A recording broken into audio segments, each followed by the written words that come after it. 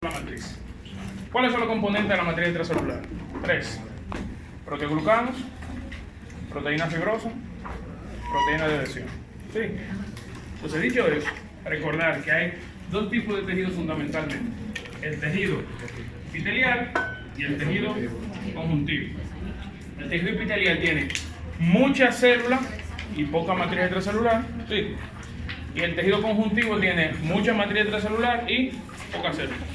Por tanto, el tejido conjuntivo más que todo es un tejido de estructura o soporte opuesto. ¿Ven? Entonces vamos a comenzar a hablar de una vez de los componentes. Vamos a hablar de los proteoglucanos. Los proteoglucanos son mucopolisacáridos. ¿Qué significa eso?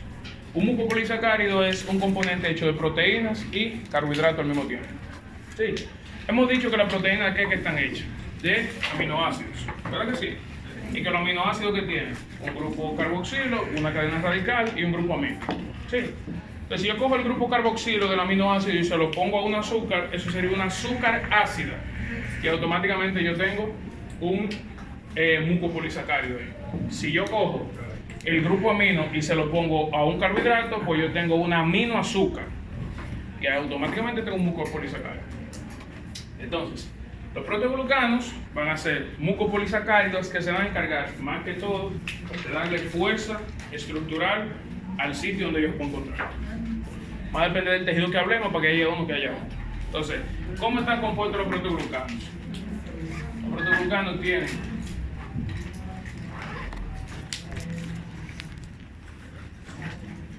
un núcleo de ácido hialurónico y tienen unos salientes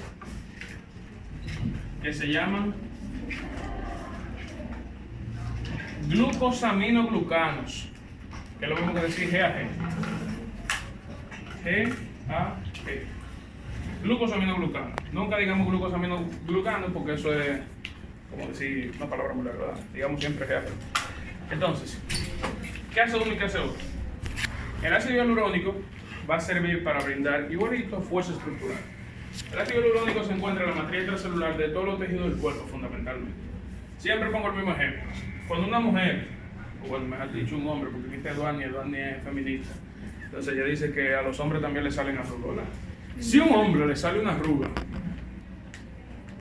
y quiere eliminar esa arruga, bueno, ¿qué pudiera utilizar? Pudiera utilizar ácido hialurónico.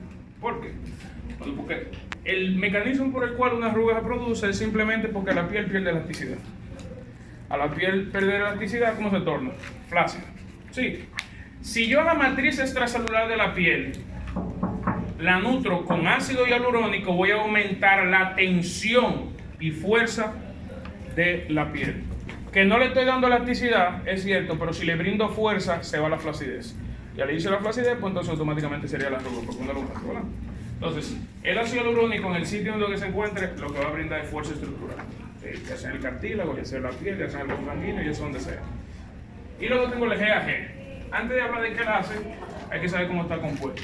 El GAG tiene 3 componentes. El GAG tiene el núcleo proteínico, tiene la proteína de unión, y esto aquí se llaman agregados de carbohidratos. Sí. Recuérdense que habíamos dicho que los proteoglucanos son mucopolisacáridos, ¿verdad que sí? Entonces en algún momento tengo que tener un componente proteico anclado a un componente glucídico o un componente de carbohidrato. ¿Sí? ¿Para qué sirve el núcleo proteínico? Para servir de un sitio para que se una ¿quién? Los agregados de carbohidratos. Si yo quiero que el agregado de carbohidratos se una a un sitio y ese sitio es el ácido hialurónico, él no se puede pegar directamente al ácido hialurónico, sino que tiene que pegarse a otra cosa primero. Sí, esa otra cosa se llama núcleo proteínico. Ahora, imagínense esto como un palo y esto es una escobilla por barrer. Sí, la escobilla al final, ¿cómo se ve único en el palo, con el palo? Bueno, por un mecanismo de engranaje, ¿verdad? Pero el hecho es que tiene algo que le permite unirse. ¿Qué es lo que permite que el GAG se una al ácido hialurónico? La proteína de unión. Por eso usted la ve ahí y por eso usted la ve ahí. Y al final están aquí los agregados de carbohidratos, que son los que van a brindarle la capacidad que tiene el GAG de dar fuerza. Entonces, ¿cuál es la función del GAG? Dar fuerza. Si el GAG da fuerza y el ácido hialurónico da fuerza, y el GAG y el ácido hialurónico forman el proteoglucano, Pues entonces, ¿qué hace el proteoglucano? Da fuerza. ¿Ok? ¿Entendimos eso? Sí. Perfecto. Entonces, ¿cuáles son los agregados de carbohidratos de los glucosaminoglucanos, de los GAG? Está el heparán, el dermatán, el queratán, el glucosamín y el condroitín. Esos son los 5 componentes que van a dar lugar a los, o son los 5 agregados de carbohidratos. Uno u otro va a estar dependiendo del tejido en el que nos encontremos. Dermatán, ¿a qué le suena? A piel, a dermis, piel. Queratán, ¿a qué le suena? A queratina. Básicamente en todo el cuerpo, pero bien circunscrito a la piel. Sí. Heparán, ¿a qué le suena? Hígado. La heparina, y la heparina es un anticoagulante, entonces usted en la sangre, dígase que está formando parte del tejido conjuntivo sanguíneo, ¿verdad que sí? Condroitín, ¿a qué le suena? A condrocito. ¿El condrocito qué forma? El cartílago. Entonces condroitín suena a la articulación, ¿verdad que sí? Entonces todo va a depender de el agregado de carbohidratos para decir qué tipo de tejido es. Sí, al final de cuentas, lo que nunca podemos dejar por fuera es saber que el proteoglucano al final lo que va a dar es fuerza.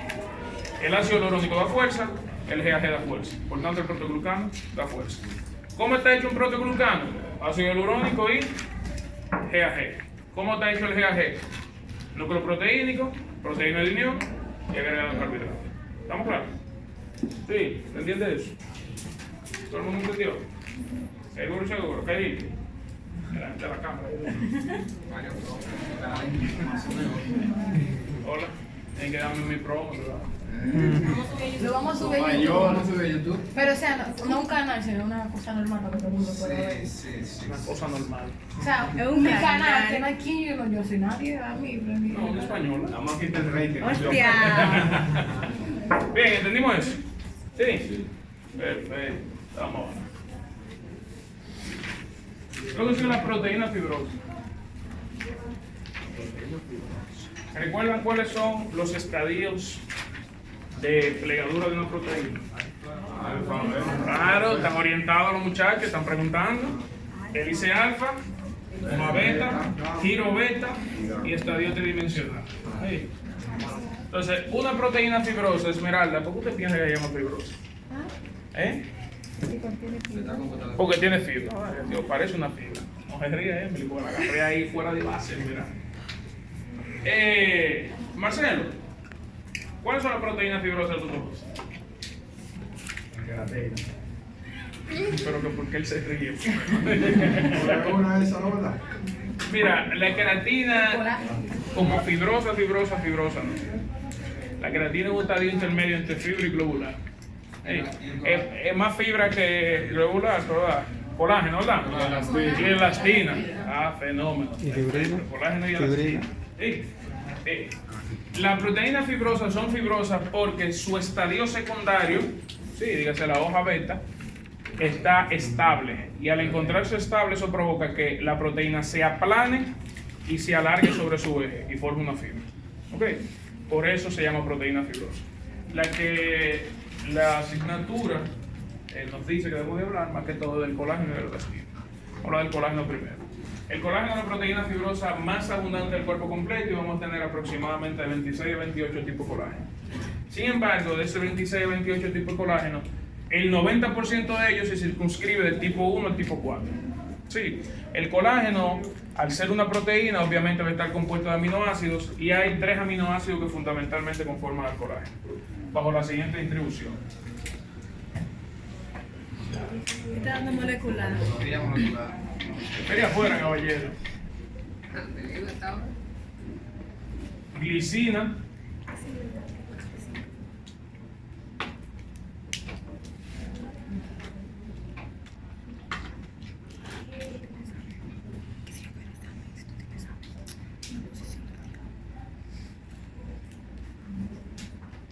Sí. Vamos a ver. Esa es la configuración de cómo se representan los aminoácidos que conforman el colágeno. X, GLI, Y. X significa hidroxiprolina o hidroxilisina. GLI significa glicina y la Y significa prolina. Entonces, si yo le pregunto, ¿cuáles son los 3 aminoácidos que forman al colágeno? Son prolina, lisina y glicina. ¿Ok? Prolina, lisina y glicina. ¿Ok? Los 3 aminoácidos que forman el colágeno. Entonces, si ustedes ven aquí la X que dice hidroxi, ¿qué es lo que es la hidroxilación? ¿Qué es eso? ¿La? Cuando pierde. ¿Pero qué es? El hecho de yo hidroxilar algo a una proteína, ¿qué yo le estoy haciendo? Poniendo la base. Sí, pero ¿qué es eso? Poniéndole toda El la hecho base. de yo agregar el grupo hidroxilo, ¿qué es? Básico. Ajá, básico, ¿no? La hidroxilación per se, ¿qué es? ¿Qué proceso es? ¿Dónde se da la hidroxilación? No, usted estaba lleno. Igual a mí también me quiso engañar ahí. ¿En qué? ¿En cuál? ¿En cuál? En el líquido. No, claro, nada más que de loco.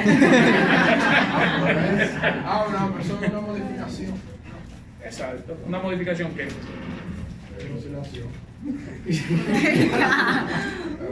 Una modificación posttraduccional covalente.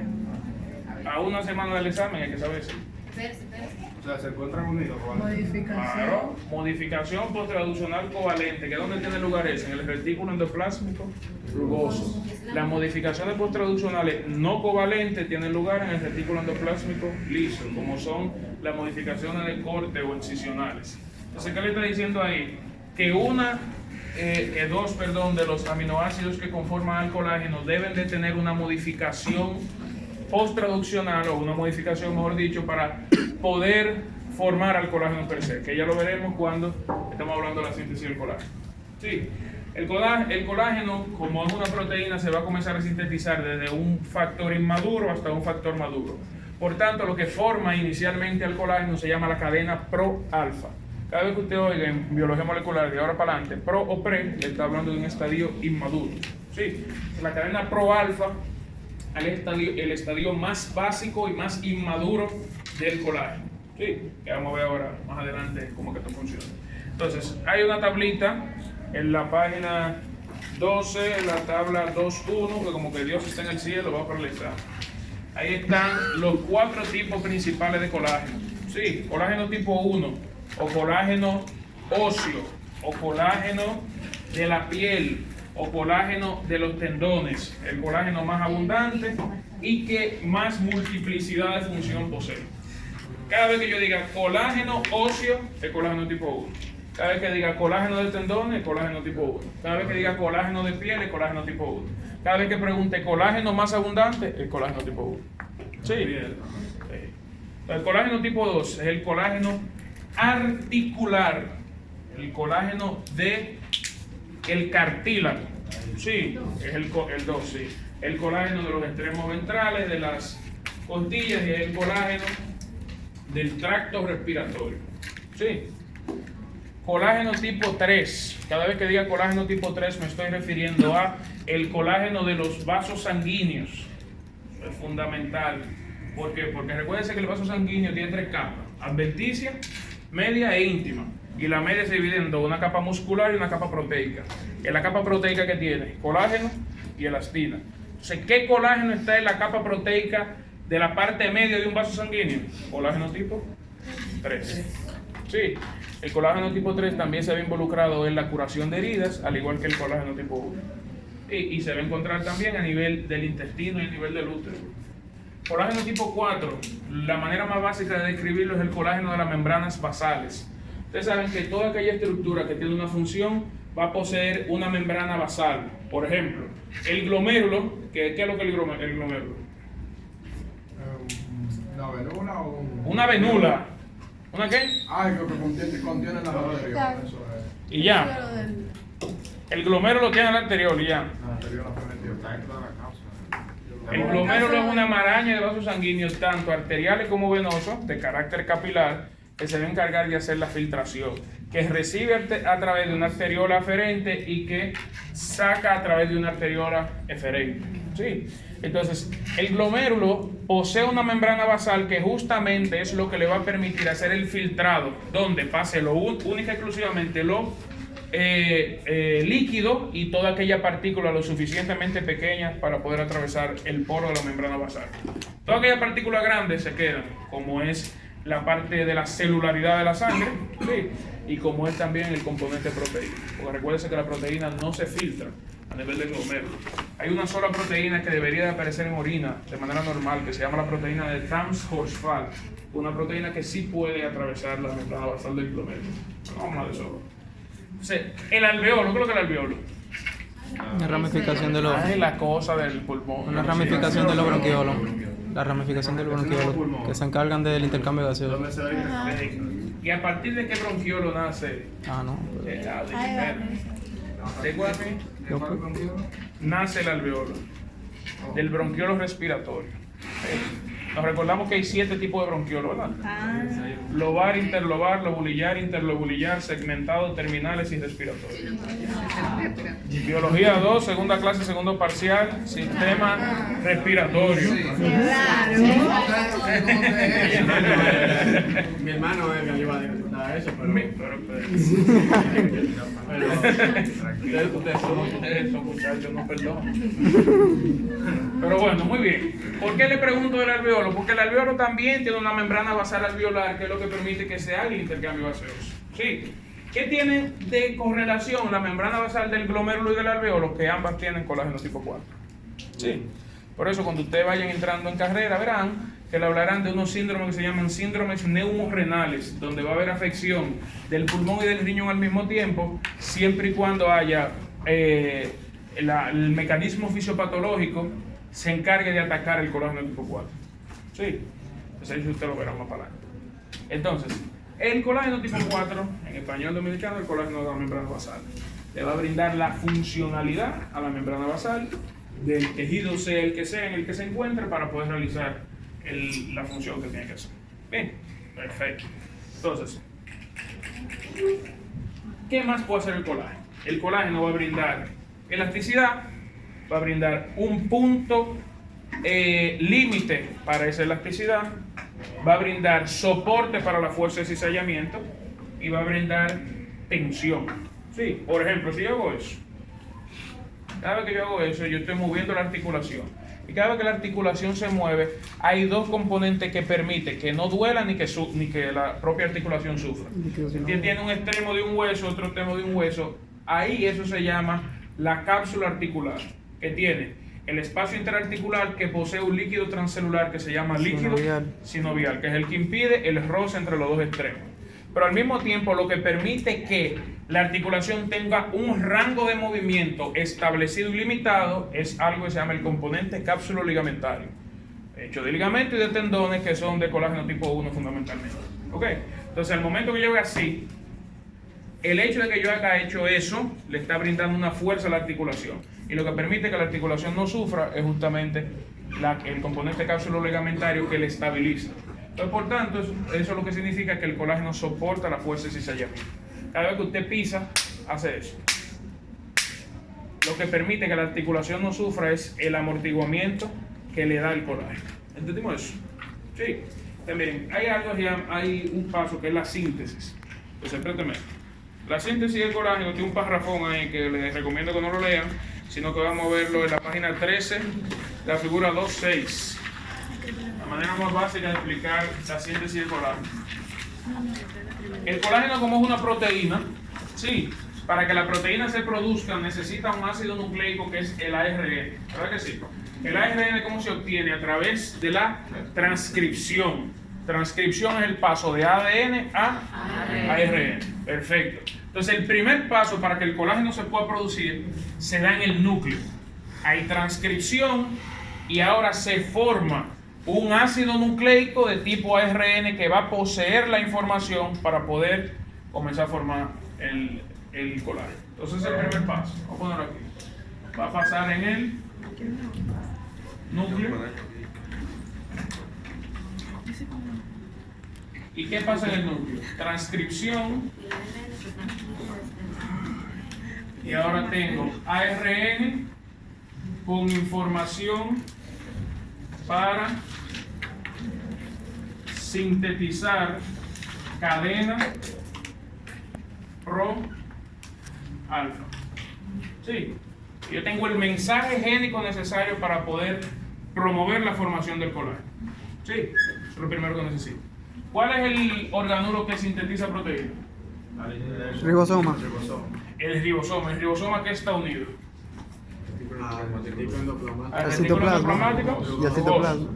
Recuerden que cuando le comenté del ribosoma, justamente le dije que hay libros que dicen que el organulo que se encarga de realizar la traducción, o sea, la producción de proteínas, es el retículo endoplásmico.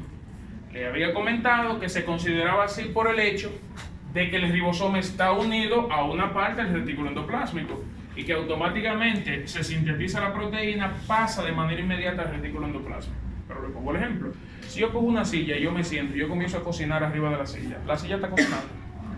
No, si yo me paro, yo puedo seguir cocinando y la silla cocina. El hecho de que yo esté unido a algo y yo sintetice algo no quiere decir que a eso que yo estoy unido sintetice igual que yo. ¿Ok? Se lo digo porque el segundo paso en el material dice retículo endoplásmico y dice se sintetiza la cadena proalfa. Pero vamos a poner retículo endoplásmico, pero abajo vamos a hacer la observación de que en realidad es ribosoma. Y que entonces se está refiriendo ese retículo endoplásmico al retículo endoplásmico rugoso. ¿Ok? Entonces, ¿qué vamos a hacer ahí en el segundo paso? Síntesis, cadena, pro, alfa. ¿Por qué sintetizo la cadena pro alfa ahí? Porque ya yo di la información necesaria para poder sintetizar. Si yo necesito ARN, ya yo produje el ARN salió del núcleo hacia el citoplasma, y pregunto yo ahora, ¿quién le da al ribosoma la señal de ensamblaje ribosomal? El nucleólogo. El nucleólogo. ¿Y cuándo lo da? Cuando el ARN pasa por ¿dónde? Transcripción. Por el nucleoporo. Claro. Usted dijo aquí, a una semana del examen hay que saber. Nuevo. Bien. Entonces, luego de que ya sale el ARN a través del nucleoporo, se le manda la señal de ensamblaje ribosomal, se ensambla el ribosoma y eso permite que él mismo pueda tomar el ARN y convertirlo en la cadena proalfa. ¿Sí? Luego digamos el tercer paso, seguimos en el retículo endoplásmico rugoso. Y ahora, aquí habíamos dicho que la X, ¿cómo era que estaba representada? O por hidroxiprolina o por hidroxilisina. Eso quiere decir que la prolina y la lisina deben de ser hidroxiladas, y eso pasa en el tercer paso. Hidroxilación de prolinas y de lisinas. Salud. En presencia de vitamina C, eso es lo fundamental. Que si usted no tiene la vitamina C como cofactor, no se va a hidroxilar. Entonces, ¿qué pasa? Tienen que ver esto como una cascada. ¿Qué quiere decir? Que si yo bloqueo ahí, todo lo que está de ahí para abajo se cae. Son 8 pasos la formación de colágeno. Si yo bloqueo el paso 2, del 2 hacia abajo no se produce, por tanto el colágeno no se produce. ¿Sí? Entonces, miren, no todas las prolinas ni todas las lisinas van a ser hidroxiladas. Entonces, la prolina es un aminoácido bastante estable, sin embargo, la lisina es un aminoácido un tanto inestable. Usted necesita estabilizar a la lisina ahora, y para usted estabilizar la lisina, vamos a hacer otra modificación posttraduccional que se llama glucosilación. Entonces, el cuarto paso, glucosilación de lisinas para brindar estabilidad. Sí. Entonces, ya que usted ha hecho, mandó la señal, el mensaje se decodificó y se produjo la cadena proalfa, se hidroxiló, primera modificación, se glucosiló, segunda modificación. ¿Sí? Luego lo vamos a pasar al aparato de Golgi. ¿Cuántas partes tiene Golgi? 6, 3, intermedio. ¿Qué hace la cis? ¿Qué hace el intermedio y qué hace la trans? La 6 es que termina como de empaquetar la proteína que se van a enviar, pasan por la intermedia que no hace nada, y entonces la trans se hacen gemaciones que la envían fuera de todo. Entonces, pregunto yo, si el tema se llama extracelular, ¿qué agarramos? ¿Una gemación o un transportador intracelular? Una gemación. Una gemación. Recuérdense que trans tiene gemaciones o vesículas secretoras que me van a mandar la proteína o lo que sea para afuera, y el transportador intracelular que me la mueve adentro. Sí. Entonces en Golgi vamos a tener 2 pasos, cis En cis voy a tener la cadena pro-alfa que se va a organizar en una triple hélice. Voy a coger 3 cadenas pro-alfa y cada vez que yo diga triple hélice me estoy refiriendo a algo súper enrollado. Por eso si digo triple hélice y digo helicoidal, estoy diciendo lo mismo. ¿Okay? Entonces, cadena pro-alfa.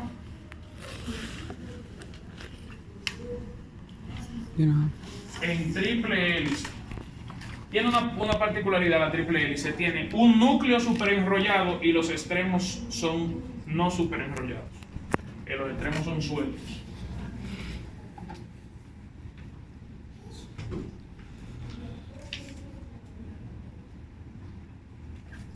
Entonces usted tiene aquí, aquí, aquí, aquí, aquí y aquí. Esos extremos son no súper enrollados. ¿Ok? Entonces, luego de que en la parte de cis, la cadena pro-alfa, se organiza en una triple hélice con núcleo helicoidal y con extremos no helicoidales, se empaqueta. Y luego de que se empaqueta, se manda a la parte trans. ¿Y dónde se va a anclar? En las gemaciones. O el material lo pone como vesícula secretoria. Eso quiere decir que me lo va a sacar hacia afuera de la célula. Por tanto, nuestro sexto paso está en el espacio extracelular. Sí. ¿Qué pasa? Si el núcleo de algo está súper enrollado y los extremos están no súper enrollados, ¿qué sería lo lógico que usted corte? ¿El núcleo o los extremos? Los extremos. Los extremos. ¿Verdad que sí? Entonces ahora usted necesita cortar esos extremos. ¿Cómo se cortan los extremos? Con una enzima que se llama pro-colágeno. ¿Qué dijimos ahorita? Que pro que era inmaduro. Entonces estoy diciendo colágeno inmaduro, ¿verdad que sí? Y la otra palabra que falta es peptidasa. Una peptidasa es una enzima que rompe péptidos. Y los péptidos son conformantes de proteína. Entonces, ¿qué me está diciendo? Que es una enzima que tiene la capacidad de romper el colágeno inmaduro. ¿Qué le va a romper al colágeno inmaduro? Los extremos no helicoidales. ¿Entendimos eso? Sí, procolágeno peptidasa rompe no helicoidal y se forma algo que se llama el tropocolágeno. Tropocolágeno. Entonces ya usted está a 2 pasos de madurar al colágeno 100%. ¿Sí? Entonces, el séptimo paso seguimos en el espacio extracelular y ahora el tropocolágeno se organiza en fibras y la fibra simplemente es un apilamiento entre todos los componentes del tropocolágeno. Están apilados uno arriba de otro, sin embargo no están unidos. Y luego de que todas las fibras se apilan, se van a unir, se van a aplanar y se van a alargar sobre su eje. Cuando usted sobrepase el punto, por ejemplo, de distensión de la piel, ¿qué le pasa a la piel? Se rompe, ¿qué se le forma? Una estría, ¿verdad que sí?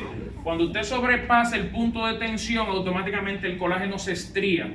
Al colágeno estriarse, eso quiere decir que ya él alcanza su punto de maduración total. ¿Por qué? Porque esa estriación le está diciendo a usted que ya el colágeno no se lo va a romper, porque alcanzó su punto de maduración completo. Entonces, 8, espacio extracelular también, tropocolágeno en estrías, que es lo mismo que decir colágeno. ¿Está claro? Sí, esos son los 8 pasos de la formación del colágeno. ¿Qué necesité? La información que luego viajó en el núcleo y luego viajó hacia el ribosoma en realidad y sintetizó la cadena pro-alfa. Luego, ¿qué hice? En el retículo endoplásmico rugoso, modificación posttraduccional covalente de tipo hidroxilación de ¿quién? De prolinas y lisina. ¿Quién necesité para hacer eso? La vitamina C. En el cuarto paso, otra modificación posttraduccional de glucosilación a las lisinas. Voy a Golgi y en la parte cis la cadena pro-alfa se ancla en una triple hélice y luego va a las gemaciones en la parte trans. Sale y la procolágeno peptidasa rompe todo lo que no es helicoidal y eso permite que se forme el tropocolágeno. Luego el tropocolágeno se organiza en fibras, luego esas fibras se unen, se aplanan y se alargan sobre su eje y se forma un patrón estriado que es el colágeno maduro. ¿Está claro? Hey, Pregunten eso, porque preguntan, hay que saber eso, lo preguntan lo que no entiendan de ahí. Vamos. Está cayendo todavía. Ese es el problema, claro, como se pregunta. O como que está entrando. Yo ni sé ni qué.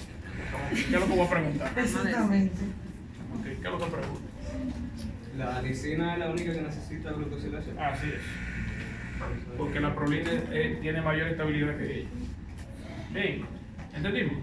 Sí, ahí yo sé entre dos, porque no lo voy a pedir mucho hoy. Pero sí les pido mucho para la semana que viene. Wow. Mucho de verdad. No me apuro. Cristo viene, profe. Cristo viene. Va a venir Cristo. Va a venir. Exacto. Bien. Eduardo dijo que me va a sacar 100. Ah, ten fe. Eduardo dijo que me va a sacar 100. Ten fe. Y Marcelo va a sacar 150. No, de Marcelo yo lo creo. Vamos Yo a voy ver. a Marcelo. 103. Yo no dije que iba a sacar 100, yo dije que no se apure. ¿Puedo borrar entonces? Sí. Sí. Saca así. Vamos a ver, elastina entonces. Sí. Elastina. La elastina es otra proteína fibrosa que de ahora escriban por favor en su material que no hay que leer la síntesis de elastina. Porque con la del colágeno es suficiente, ¿verdad?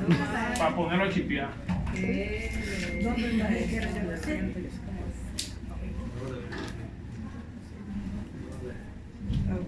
No entra para Esa eso. cosa como el médico. No, le. No va para el maravilloso examen. Bien. Requisito esqueleto. Usted lo cogió esa clase, ¿no? Es muy tigre.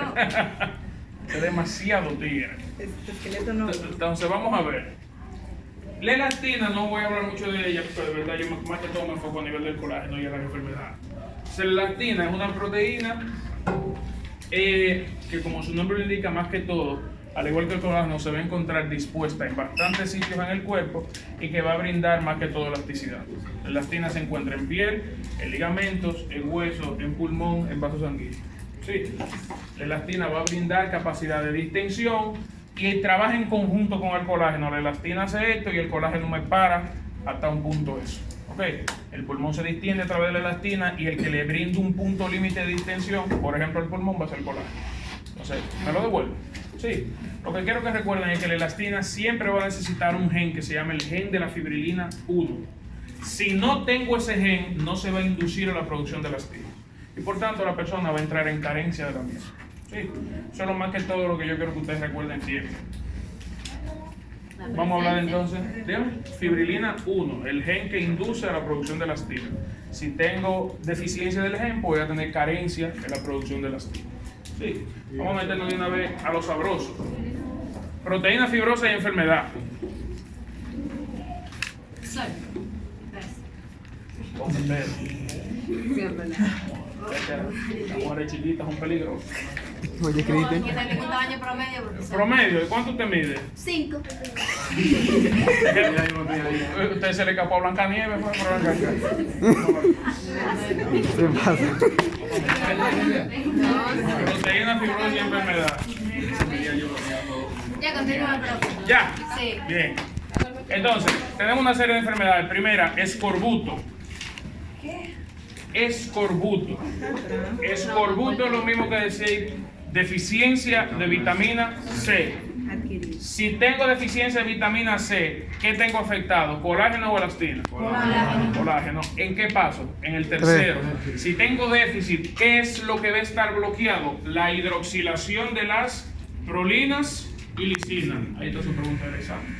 Paciente de 40 años de edad que ha asistido por usted posterior a el mismo evidenciar pérdida de múltiples piezas dentales, sangrado gingival, piel con flacidez, huesos que tienen una tendencia a tener fragilidad y fracturarse, y le pongo 60 sintomatología más. Punto y seguido, el paciente es diagnosticado con escorbuto. Yo le doy que tiene el paciente.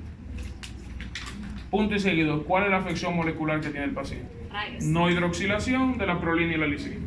Punto. ¿Ok? Sí, Claro. porque la respuesta te la va a poner. No, te va a poner La en inscripción el paso, ADN de que- información, hidroxilación de la proteína. Ninguna de las anteriores. No sé qué, ninguna de las anteriores. Todas las El impacto de la nalga. Escriba la respuesta. Profe, no hidroxilación y qué más falta. No hidroxilación de prolina y lisinas. Bien. Por déficit de vitamina Y C. si yo le pongo no, el paso 3. Lo que pasa es que usted no va a poder escribir porque es selección múltiple. Eso, ¿verdad? Porque ahí está la vitamina. Usted no para El problema es que tú no vas a poner todo. O sea, él te va a hacer cinco Usted pone preguntas. ninguna de las La misma anteriores. respuesta, las Y cinco todas las anteriores preguntas. también. Y entonces, Pero usted pregunta la afección molecular. No estamos para diagnosticar. Ahora, lo que yo le he dicho del primer día. Ustedes están para decirme cuál es la afección molecular, no diagnóstico. El diagnóstico tengo que dárselo yo. ¿Con base en qué enfermedad? Es la que está en el manual, no en otra. En eso. ¿Está claro? Entonces, obviamente el déficit de colágeno es un déficit de colágeno adquirido. ¿Por qué? Porque usted no nace con deficiencia de vitamina C, sino que usted adquiere deficiencia de vitamina C porque por no consumirla en la dieta. Sí, en la comida. Luego usted tiene otra enfermedad, osteogénesis imperfecta. Cogemos la palabra por semántica. Osteo, hueso, génesis, formación. Formación de hueso de manera imperfecta. Una enfermedad de carácter hereditaria, casi siempre autosómica recesiva, Los huesos son y frágiles. algunos tipos de autosómico dominante que van a bloquear la transcripción. Si bloquea la transcripción, ¿qué paso se cae? Las- El primero. Pues entonces, lo que está de ahí para abajo, no se da, ¿verdad que no? Entonces, específicamente, ¿qué colágeno es que está afectado? El colágeno tipo 1, más que todo, porque es el colágeno óseo. Esa es la enfermedad que se conoce también como enfermedad de niños de huesos de vidrio o de cristal, ¿verdad que sí? Que tienen predilección a fracturarse realizando una serie de actividades que para una persona que no posee la enfermedad no le sería de ningún A veces uso. hasta en el mismo vientre de la madre se le fractura el hueso. Sí, en el momento de la salida del canal vaginal, en el parto, hay ocasiones que nace con fracturas. Bien, entonces eso es déficit de colágeno congénito, a diferencia del primero que era déficit de colágeno adquirido. Luego está el síndrome de Ehlers-Danlos. El síndrome de Ehlers-Danlos es una enfermedad por déficit de colágeno también, donde hay bloqueo transcripcional también. Por tanto, ¿qué se cae? Se cae todo. Específicamente el colágeno tipo 1, porque dentro de las cosas que los pacientes manifiestan son articulaciones hiperextendibles, agarran ese dedo y se lo ponen aquí atrás, y hiperelasticidad de la piel, agarran la piel y se la jalan hasta aquí. ¿Ok? Por ejemplo, toda aquella persona que usted ve en un circo que es contorsionista y nunca practicó el contorsionismo, tiene síndrome de Ehlers-Danlos. Ehlers-Danlos. ¿Eso no afecta a su promedio de vida? A veces sí y a veces no. Para ponértelo más fácil, es una ruleta de sueldo. Sí, hay ocasiones que sí se ve afectado y hay ocasiones que no se ve afectado. Bien, ¿entendimos eso? Sí. Entonces, hemos dicho que hay 3 de colágeno, ¿verdad? Dijimos escorbuto, osteogénesis imperfecta y síndrome de Ehlers-Danlos, ¿verdad? Entonces vámonos con el otro. Vamos ahora a Marfan. Marfan ahora es déficit de elastina.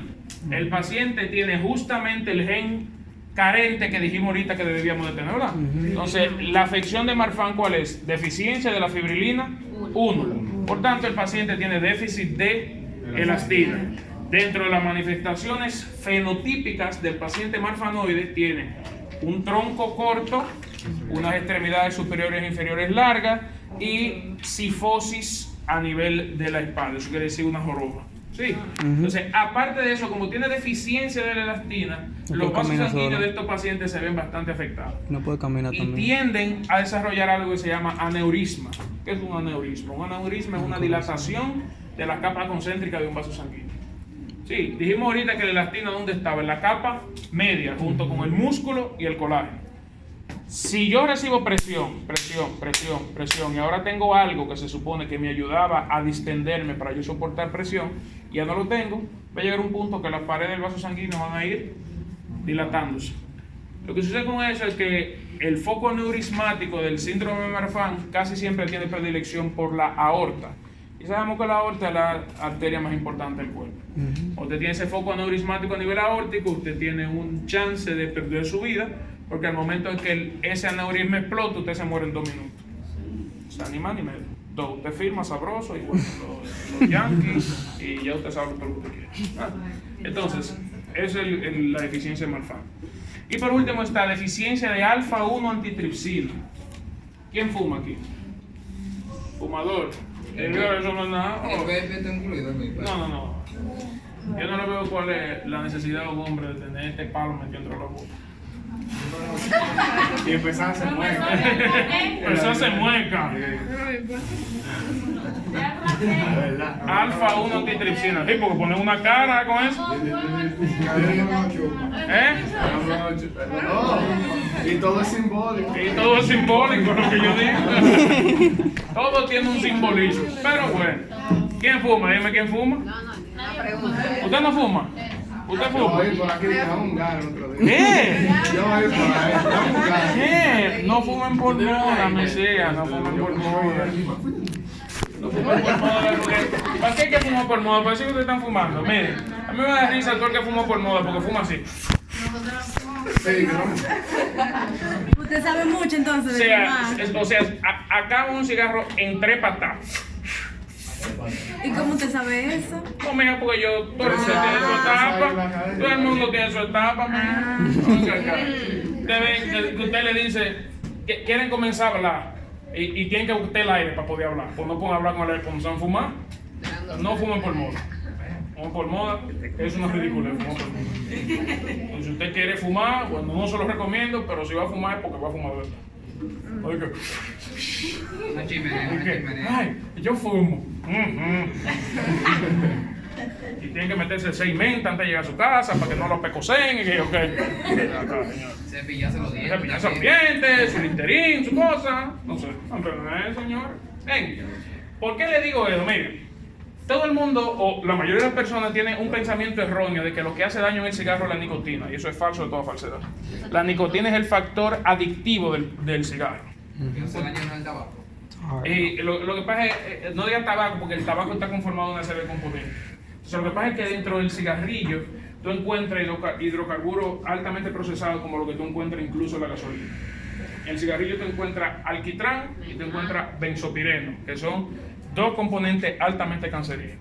Altamente cancerígenos. Y eso es lo que real y efectivamente da la lesión a nivel del pulmón. Ahora bien, ¿por qué le digo lo de la nicotina? Bueno, porque en el cuerpo nosotros tenemos receptores nicotínicos. ¿Sí? Entonces, si yo soy azul y hay una silla azul, ¿por qué va a tener más afinidad que azul y azul? ¿Ah? Entonces, cuando la nicotina se une al receptor nicotínico, brinda una sensación de plenitud y por eso la persona cuando fuma se siente tranquilizada. Cuando usted le quita el estímulo, dígase que usted deja de fumar, automáticamente el receptor le pide el estímulo y por eso le da deseo de usted fumar. Son las personas que tienen una historia de fumar de larga data, de muchos cigarros al día. Cuando dejan de fumar o tratan de dejar de fumar, entran en algo que se llama síndrome de abstinencia. Pero de golpe no se va a parar, ellos tienen que reducir. No, lo ideal es comenzar a tener una disminución paulatina. Para eso fue que se crearon los vapes. Pero tú le puedes agregar nicotina. Tú empiezas con una dosis de nicotina de 5 y tú vas bajando. Ajá, y tú la vas. Se está tratando de ayudar. Antes que el vape El primer existiera, paso es aceptar. antes que el vape Maricha. existían los parches de nicotina. Tú le vas a bajar, mira, ve, tú le vas a bajar la nicotina, en serio, póntela aquí los 2 deditos, ve. Bueno, como yo no fumo, yo no. ¿Verdad que sí? No me preocupo por eso. Bien. Entonces, mire, cuando usted le quita el estímulo, entonces el paciente hace el síndrome de abstinencia. Ahora bien, cada uno de esos componentes altamente dañinos para el pulmón van entrando poco a poco hasta que lleguen al alveolo. Entonces usted tiene el alveolo aquí. Sí. El alveolo en su pared tiene elastina. Sí. Imagínense lo siguiente, entra alquitrán, entra benzopireno y llega aquí. ¿Eso es algo que debería de estar ahí? No, ¿verdad que no? Pues entonces, ¿qué eso va a provocar? Una respuesta inmunitaria. Al producir una respuesta inmunitaria, el primero que llega es el macrófago. Y el macrófago llama al neutrófilo. Cuando el neutrófilo llega, el neutrófilo sabemos que es un polimorfo nuclear, tiene gránulos en su núcleo, ¿verdad que sí? Y esos gránulos poseen dentro de ellos elastasa, dentro de otras sustancias. La elastasa rompe la elastina. Sí. Entonces, si de manera regular, no necesariamente yo hablando, refiriéndome al cigarro, cada vez que entra un componente patógeno al alveolo, va a suceder esto mismo. No necesariamente cojo el cigarro por coger algo, pero entra un componente patógeno, sea el que sea, asbesto, sílice, lo que usted quiera, va a suceder eso. Sí. Entonces, si el neutrófilo cada vez que llega, vierte la elastasa al componente alveolar, pues sería lógico pensar que la elastina debería de romperse. Pero entonces, ¿por qué no se rompe? No se rompe porque usted tiene una enzima que se llama alfa 1 antitripsina. ¿Qué hace la alfa 1 antitripsina? Bloquea a la elastasa. Si la elastasa se bloquea, ¿la elastina se rompe? No, la elastina se mantiene íntegra, ¿verdad que sí? Ahora le pregunto yo a ustedes algo. Si usted no tiene eso, no tiene alfa 1 antitripsina, ¿la elastasa puede romper la elastina? Sí, entonces de eso es lo que le habla de la deficiencia de alfa 1 antitripsina. Cuando usted tiene carencia de esta, las enzimas que tienen capacidades de romper la elastina, dígase las elastasas, inciden sobre ella y fundamentalmente en el pulmón van a dar una enfermedad que se llama enfisema pulmonar, que es dilatación del alveolo. Ustedes están viendo aquí, la luz del alveolo tiene el mismo diámetro que la luz del bronquiolo respiratorio, que es el que le da origen al alveolo. ¿Qué pasa en el enfisema? En el enfisema el alveolo ahora posee una luz mayor y achica u oblitera, cierra la luz del bronquiolo respiratorio. El aire sin problema entra, pero cuando va a salir no puede salir. ¿Ok? Entonces el alveolo comienza a tomar distensión, hasta que se rompe. Y al romperse, y eso hace una reacción en cadena, la persona limita la capacidad de realizar intercambio gaseoso y por tanto comienza a tener deficiencia para poder sobrevivir. ¿Ok? Porque el pulmón es un órgano vital para poder sobrevivir. ¿Entendimos eso? Sí. Entonces dijimos 5 enfermedades: escorbuto, osteogénesis imperfecta, Ehlers-Danlos. Esas 3 son de colágeno. Marfan y déficit de alfa 1 antitripsina son de elastina. ¿Entendimos eso? Sí. Bien. Perfecto. La deficiencia de alfa 1 antitripsina es deficiencia de... Si hay deficiencia de alfa 1 antitripsina, la elastasa va a romper la elastina. ¿Ok? Eso es. Dígame. O sea, cuando hay alfa, No se rompe. Si no hay, sí se rompe. Dígame.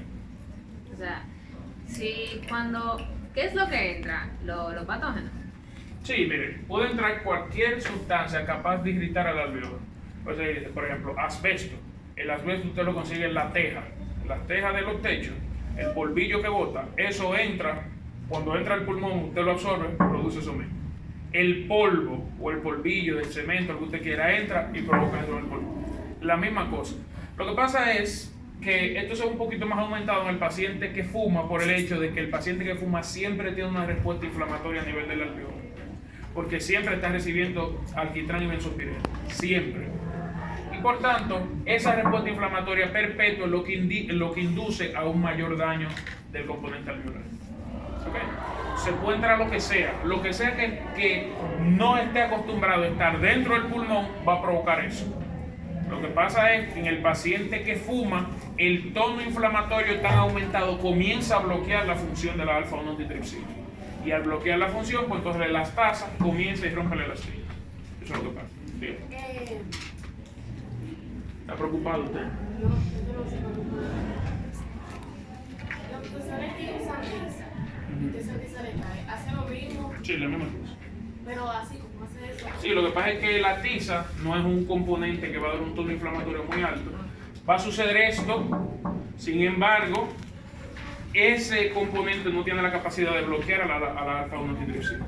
Entonces la alfa 1 antitripsina se mantiene funcionando de manera regular, no se bloquea, la elastasa no incide sobre la elastina y por tanto la elastina se mantiene bien. Bien, entonces vamos a hablar de adhesión. Adhesión. ¿Qué es la adhesión? La adhesión es el proceso por el cual un compuesto puede unificarse a otro. ¿Sí? Entonces, a nivel corporal, vamos a tener situaciones donde vamos a necesitar que estructuras se mantengan íntimamente unidas una con otra. Y para eso utilizamos uniones celulares. El material le habla de uniones estrechas, uniones adherentes, uniones comunicantes, uniones de tipo desmosomas y uniones de tipo hemidesmosomas. A mí me interesan dos uniones, la estrecha y la comunicante. Sí. Una unión estrecha es aquella unión que usted lo utiliza siempre y cuando no quiera que nada pase de un lado a otro. Algo que se mantenga íntimamente unido y que bloquee la capacidad de paso de un lado a otro, eso es una unión estrecha. Sin embargo, si usted quisiera permitir el paso de información, de sustancias de un lado a otro, ¿qué usted utilizaría? Una unión comunicante, que también se llama unión gap o unión en escalera. Por ejemplo, ¿por qué ustedes creen que el músculo auricular a nivel del corazón se contrae al mismo tiempo la aurícula derecha como la aurícula izquierda? Bueno, porque el miocardiocito, que es la célula cardíaca, ¿verdad que sí? Del componente muscular, todas las células auriculares están unidas una con otra a través de una unión en escalera. ¿Ustedes saben cómo se ve la célula? ¿No se la dibujaron en biología 2? Bueno, pues muy bien. La célula miocardiocítica se ve así. Sí. Entonces usted tiene esta célula de este lado y otra célula de este lado, igual que esta. Entonces, ¿qué usted va a tener? Usted va a tener esto. Sí. ¿Qué significa eso? Significa una unión que va a permitir que lo que se supone que excita la célula pase de una célula a otra. ¿Qué es lo que excita la célula miocardiocítica? El impulso eléctrico que viene del nodo sinusal. ¿Ok? Entonces, eso va a crear un gradiente electroquímico de sodio-potasio para poder excitar la célula. ¿Sí? Supongo que ustedes lo saben. Supongo. ¿Cómo no? Bien, entonces estrecha no permite el paso de nada, comunicante permite el paso. Eso es lo que me interesa. Bien, entonces vamos a hablar de moléculas de adhesión. Vamos a hablar de caderinas, selectinas, superfamilia de inmunoglobulinas e integrinas. Vamos a ver esmeralda. Imagínense que usted tenga un novio aquí y que usted esté en el edificio 8 y que el novio suyo esté en el edificio 2 porque él es ingeniero. Dios la libre de caer con un pegablón. Dios la libre. Ingenieros no son malos. ¿Por qué? Para yo saberme eso. Yo te lo digo ahorita porque estamos en horario familiar todavía. No son malos, yo no he dicho que son malos. De estos tigres con esta camisita de cuadro y esta bota sucia. Son menos mujeriegos con los médicos. No, porque tiene su tenis. Tiene su tenis. Y andan con una bota. Unos tubitos. Y tú dices, pero ven acá, este muchacho fue con una funda que le pusieron este pantalón. Y los caquitos también. Son menos mujeriegos que los médicos. Porque son más fuegos. Mire, espérese. Espere, mire qué pasa. Mire qué pasa. Es cierto que son menos mujeres que los médicos.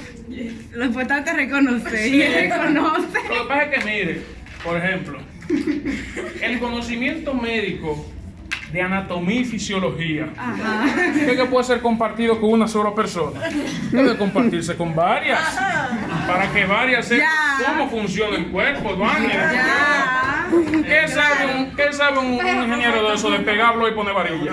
¿Con quién tú vas a compartir la anatomía? Pon un blog, tírale un chin de cemento, la mezcla y la varilla. Una labor social. Una labor social. Calcúlame el torque de la varilla. Usted vive con la varilla. La varilla que vive usted vive con el humano. Con el humano que usted vive, por Dios, Eduardo, por Dios. Bien, y aparte que son... Si usted compara intelectualmente un médico y un ingeniero, ¿qué usted cree que tiene más intelecto? No todos los médicos son inteligentes. Pero está bien, ¿cuál de los usted cree que tiene más intelecto? ¿El médico bruto versus el ingeniero inteligente? Oiga, hay diferentes tipos de inteligencia. Y estoy poniendo al ingeniero en desventaja igual. Hay diferentes tipos de inteligencia. Pero está bien. Eso lo dan en psicología. Pero perfecto. Inteligencia. ¿Qué usted quiere? Visoespacial, matemática, analítica, póngala cualquiera. Cualquiera. ¿Usted cree que un ingeniero tendría la capacidad de calcular una dosis medicamentosa? Porque el que piensa que en medicina no hay matemáticas se jodió. No hay matemáticas. Se jodió. Porque aquí sí hay matemáticas. Profesor. ¿Eh? Ya, hablemos. No. Se sienten afectados. No. No, pues, no. Una gente 0 y 1. Ven acá. Marcelo, sé que te estoy afectando porque tú ibas a tirar tu blog y tu vaina, pero está bien. Pero está bien. Entonces, Esmeralda, imagínese eso. Y da la casualidad que Pamela la llama a usted, Esmeralda. Y le dice que Emily se está revolcando con el marido suyo. Le dice, ¿qué? Entonces, Emily es un glóbulo, es un microorganismo patógeno. Usted es un glóbulo blanco. Ella está en el 2 y usted está en el 8. Para usted llegar del 8 al 2 y saber lo que tiene que hacer, avisarle. ¿Y quién le avisó? Pamela. ¿Y quién es Pamela? Las selectinas. Las selectinas son las moléculas de adhesión que le brindan la señal de migración a los glóbulos blancos. La selectina es la que le dice al glóbulo blanco, tiene que ir de aquí